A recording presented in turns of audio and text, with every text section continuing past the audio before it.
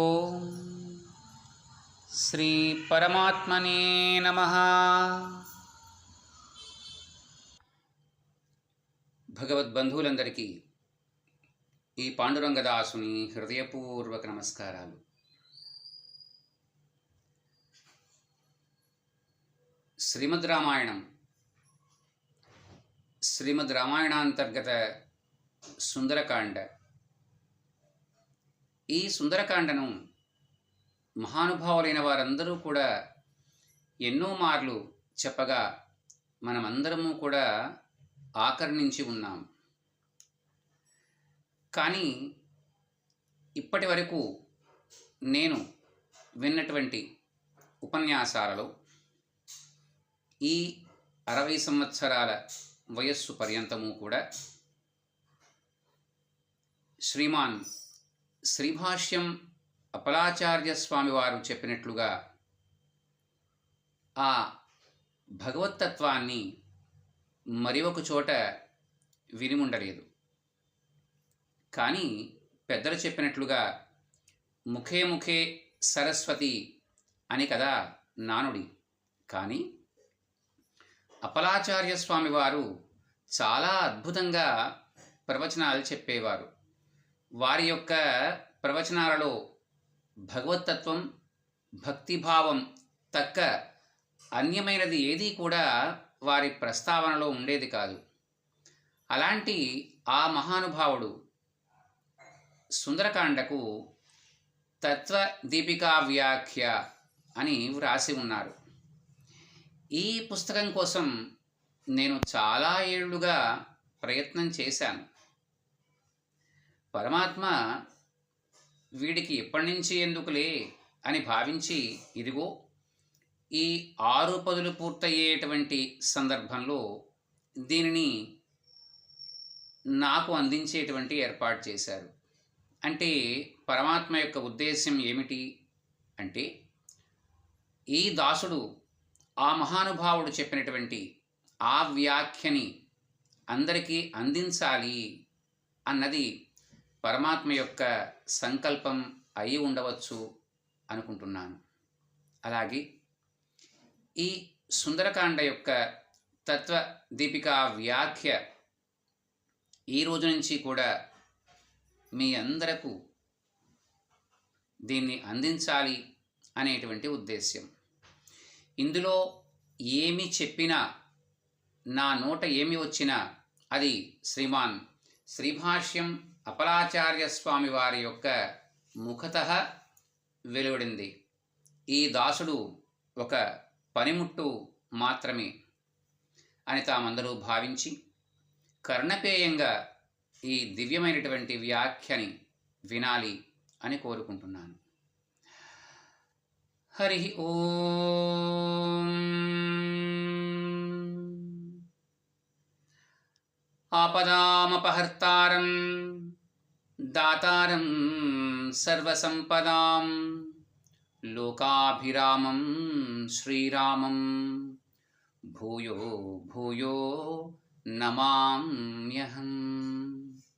మనోజవం మారుతతుల్యవేగం జితేంద్రియం బుద్ధిమతాం వరిష్టం వాతాత్మజం వానరయూధముఖ్యం శ్రీరామదూతం శిరసా నమామి. ఒక్కసారి ముందుగా మనం శ్రీమద్ రామాయణాన్ని పరిచయం చేసుకుందాం. వేదవేద్యే పరే పుంసి జాతే దశరథాత్మజే వేదః ప్రాచేతసాదాసీత్ సాక్షాద్ రామాయణాత్మనా. ఇది మనకు రామాయణంలో చెప్పబడినటువంటి శ్లోకం. దీనికి అర్థమేంటయ్యా అంటే, వేద ప్రతిపాద్యుడు అయినటువంటి పరమపురుషుడు దశరథపుత్రుడై శ్రీరామచంద్రమూర్తిగా ఆవిర్భవించగా ఆ వేదము ప్రాచేతసుడు అనే పేరు కలిగినటువంటి వాల్మీకి వల్ల రామాయణ రూపంగా ఆవిర్భవించింది అని. ఇదే విషయాన్ని పరమాత్మ కూడా స్వయంగా తెలియచేస్తారు. వేదైశ్చ సర్వం అహమేవ వేద్యః అని. భగవానుడే వేదములన్నింటి చేత కూడా ప్రతిపాదించబడేటువంటి వారు అని మనకి తెలుస్తుంది ఈ ఉపనిషత్ వాక్యం చేత. ఇంకా వేదాలకేమన్నా అధికారం ఉందా పరమాత్మ గురించి చెప్పడానికి అంటే, మళ్ళా ఒక చోట ఆయనే చెప్తారు, యతో వాచో నివర్తంతే అప్రాప్య మనసా సహ అని మాట చెప్తారు. చూసారా, ముందేమో వేదైశ్చ సర్వం అహమేవ వేద్యః అని చెప్పినటువంటి ఆయనే ఎక్కడైతే మాట కానీ మనస్సు కానీ చేరలేదో ఆ స్థానంలో ఉంటాను అని పరమాత్మ మనకు చెప్తారు. అంటే వేదాలకు కూడా సర్వాధికారాలు లేవు. మరి అలాంటి వేద ప్రతిపాదితుడైనటువంటి ఆ మహానుభావుణ్ణి మనం ఎలా తెలుసుకోవడం? ఆయనే ఓ పక్కన నేను దొరకను అని చెప్తున్నారుగా, కానీ పరమాత్మ చాలా కరుణ కలిగిన వారు మన యందు. అంగో ఆయన తనంత తానుగా ఆ దివ్యమైనటువంటి వైకుంఠ ధామం నుంచి దిగి మనకు ఈ కనులతో చూచి మనం తరించేటట్లుగా దశరథ మహారాజు యొక్క కుమారుడుగా జన్మించారు. అలా ఆ వేదవేద్యుని ప్రతిపాదించేటువంటి ఆ వేదం కూడా వాల్మీకి యొక్క ముఖ వినిర్గతమైనటువంటి రామాయణంగా వచ్చింది. ఇప్పుడు వేదాలు మనకి రెండు భాగాలుగా కనబడతాయి. వేదాలన్నీ ఒకలాగే ఉన్నట్లుగా అనిపిస్తాయి, కానీ పూర్వ భాగము ఉత్తర భాగము అని రెండుగా చెప్తారు. పూర్వభాగం ధర్మాన్ని ప్రతిపాదిస్తుంది, ఉత్తర భాగమేమో సర్వ జగత్కారణము, సర్వజగద్రక్షకము, సర్వాంతర్యామి అయినటువంటి ఆ పరమాత్మను శ్రీమన్నారాయణుడే ఇవన్నీను అని ప్రతిపాదిస్తుంది. ఇంకా ఈ లోకంలో పైలోకాల్లో ఆ పరమపదంలో శాశ్వతంగా పరమాత్మతో చేరి ఆ ఆనందాన్ని పొందడానికి సాధనం ఏంటయ్యా అంటే ధర్మం. ఇది వేద ప్రతిపాదితం అయి ఉండాలి. అలాంటి అభ్యుదయకరమైనటువంటి నిశ్రేయస సాధనము ధర్మం. ఈ లోకంలో కానీ లేక స్వర్గాది పైలోకాల్లో కానీ సుఖించడాన్ని అభ్యుదయము అని పిలుస్తారు. ఇంకా శాశ్వతము ఎప్పుడయ్యా అంటే ఆ దివ్యమైనటువంటి వైకుంఠ ధామాన్ని చేరి పరమాత్మతో సాలోక్య, సామీప్య, సారూప్య, సాయుజ్యాల్ని అనుభవించడం, అది ఒక ఆనందకరమైనటువంటి స్థితి. అంగో ఈ రెండింటికి సాధనం ఏంటయ్యా అంటే మరల ధర్మమే. మానవుడు తన యొక్క ఆలోచనల్లో ఎలా ఆలోచిస్తాడు అంటే, దుఃఖాన్ని నేను ఎప్పుడూ కూడా పొందకూడదు, సుఖాన్ని మాత్రమే పొందాలి అనుకుంటాడు. కానీ ఆ సుఖం ఎలా వస్తుంది? అది తన యొక్క బుద్ధితో నిర్ణయింపజాలడు. వేదాలు ఆ సుఖ సాధనాల్ని మనకు తెలియచేస్తాయి. ఇంకా మనం మన యొక్క బుద్ధితో నాకు సుఖానికి ఇది సాధనము అని నిశ్చయించుకోవడం జరగదు. కాబట్టే అపౌరుషమైనటువంటి వేదాలని మనం తలదాల్చాలి అని పెద్దలు ఎందుకు చెప్తారంటే ఈ కారణం వల్లే చెప్తారు. ఏదైతే వేద ప్రతిపాదితమైనటువంటి ధర్మం ఉందో దాన్ని ఆచరిస్తే అది నీకు ఎప్పుడూ సుఖాన్ని ఇస్తుంది. నీ బుద్ధితో ఆలోచించి ఆచరించినటువంటి ధర్మం ఏదని నీవు భావిస్తావో అది నీకు దుఃఖాన్ని కలిగిస్తుంది.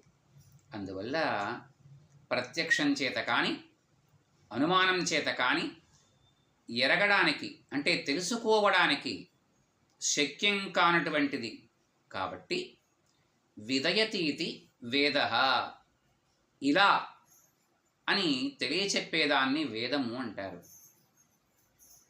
కాబట్టి ఈ ఉత్పత్తి అర్థం ప్రకారంగా వేదము అనేటువంటి పేరు కలిగింది. ఇంకా ఇది మనకి ఏం తెలియజేస్తుంది? సుఖాలు 3 రకాలుగా ఉంటాయి. ఒకటి ఇహలోకం, రెండవది పారలౌకికం, మూడవది శాశ్వతం. ఇందాక మనం చెప్పుకున్నటువంటి ఇక్కడ ఆనందించడం, ఇక్కడ అనుభవించడం, లేదా పుణ్యకర్మల వల్ల స్వర్గాది లోకాలని ప్రాప్తించుకోవడం, ఇంకా ధర్మాచరణలో గనక పరాకాష్ఠలోకి వెళ్ళినట్లయితే దివ్యమైనటువంటి శాశ్వతమైనటువంటి పునరావృత్తిరహితమైనటువంటి వైకుంఠాన్ని చేరుకోవడం. అంగో వీటన్నింటికీ కూడా మూలమేంటయ్యా? ధర్మము, ధర్మాచరణ. అంగో అలాగా దివ్యమైనటువంటి ఈ వేదాలు, ఈ వేదాల యొక్క అంతాలుగా చెప్పబడినటువంటి ఉపనిషత్తులు బ్రహ్మాన్ని ప్రతిపాదిస్తాయి. అప్పుడు ధర్మాన్ని ఆచరిస్తూ బ్రహ్మాన్ని ఉపాసించాలి. అంటే ధర్మాచరణ ఒక పక్కన చేస్తూ ఉండాలి, బ్రహ్మచింతన లేక పరబ్రహ్మ చింతన ఒక పక్కన చేస్తూ ఉండాలి. అంగో అలాంటి అవకాశాన్ని మనకు ఇక్కడ ఈ రామాయణంలో ఆ రామచంద్రమూర్తి వారి యొక్క రూపంలో బ్రహ్మము సాక్షాత్కరించింది రాముడిగా. ఆ వేద ప్రతిపాదితమైనటువంటి ధర్మం ఏదైతే ఉందో ఆ ధర్మమంతా కూడా శ్రీమద్ రామాయణంగా మన ముందు ఉంది. ఇప్పుడు చూడండి, ఎంతో కష్టము అని భావించినటువంటిది మనకు అత్యంత సులభ సాధ్యంగా మన ముందు నుంచోలేదు. అంగో అందుకనే రామచంద్రమూర్తి వారికి ఉన్నటువంటి మాట మీ అందరికీ తెలిసిందే, రామో విగ్రహవాన్ ధర్మ అని. అంటే సాక్షాత్తు తానే పరబ్రహ్మము అని అందరి చేత కూడా ఉపాసించబడినటువంటి తత్వం అది. అలా ధర్మ బ్రహ్మాలు రెండు ఒకే వేద ప్రతిపాదితంగా ఉంటాయి.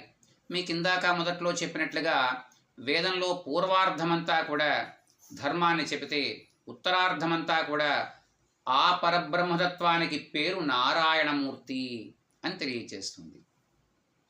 అంగో ఇక్కడ